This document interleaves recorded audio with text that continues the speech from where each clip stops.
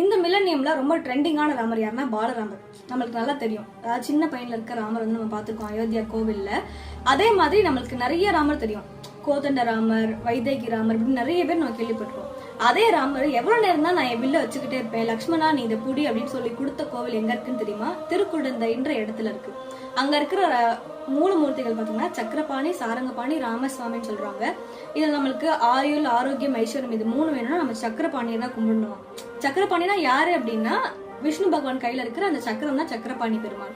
So அதுல இருக்க ராமசாமின்னு 3வது சொன்னல, அவர் என்ன பண்றாருன்னா பட்டாபிஷேகம் பண்ணும்போது கூட எனக்கு வேலையாள் கிடையாதா, என்னோட வில்ல நானே தான் பிடிச்சிருக்கணுமா அப்படின்னு சொல்லி கேட்டு என்ன பண்றாருன்னா தன்னோட தம்பியான லக்ஷ்மணன் கிட்ட அந்த வில்ல வந்து கொடுத்துறாராம். அதனால இந்த கோவில்ல போய் நீங்க பார்க்கும்போது நல்லா பார்க்கலாம். என்ன அப்படின்னா லக்ஷ்மணன் கையில 2 வில்லு இருக்குமா, அண்ணனோட வில்லையும் அவரோட வில்லையும் சேர்த்தே வந்து அவர் பிடிச்சிருக்காராம். எவ்வளவு பியூட்டிஃபுல்லா அந்த பிரதர் பாண்டிங்.